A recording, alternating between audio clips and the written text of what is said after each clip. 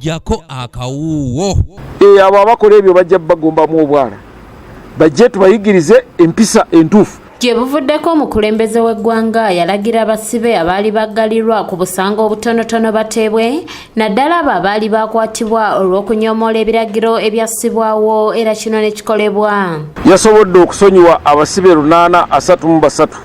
Ng'ayogerako eri bannamawulire ku Media Center olunaku olwaleero ayogerera ekitongole ky'amakomera Frank Bayina agamba nti oluvannyuma lw'okuyimbula abamu ku bano bagufudde muze okugenda ku mikutu gy'amawulire okuttattana ekitongole kino nga bagamba nti batulugunyizibwa mu makomera gye baali basibibwa.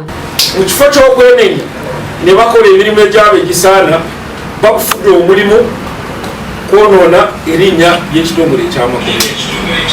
Njagala bagamba temuli waggulu w'amateeka era ekitongole ky'amakomera kibeereza mu kukola emirimu gyakyo nga n'obukugu bwe kiina nga bulijjo. N'abamu boogera mu maaso ne bagamba nti abantu bangi bafiira mu makomera.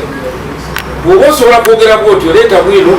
Bayina era asambazze n'ebigambibwa nti poliisi yegasse n'ekitongole ky'amakomera okusiba abantu nga tesooka kubatwala mu kkooti. Waliwo abagamba nti ennaku zino poliisi yeekobaanye n'ekitongole ky'amakomera bakwata abantu ne babatwala mu makomera direct nga tebabayisiza mu kkooti.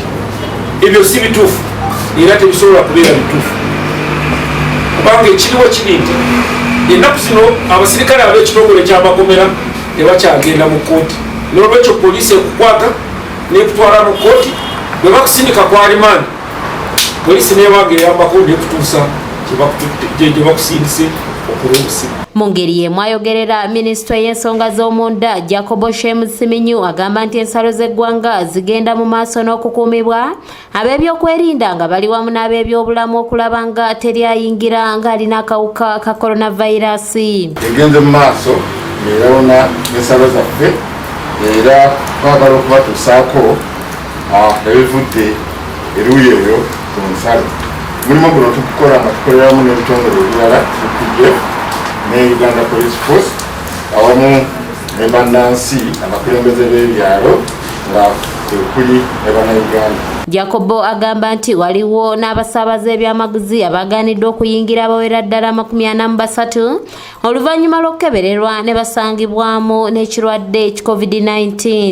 Tulina abasaabazi b'emigugu 43 betwaganya okuyingira ku lw'ensonga nti babadde balina ssenyiga omukambwe COVID-19.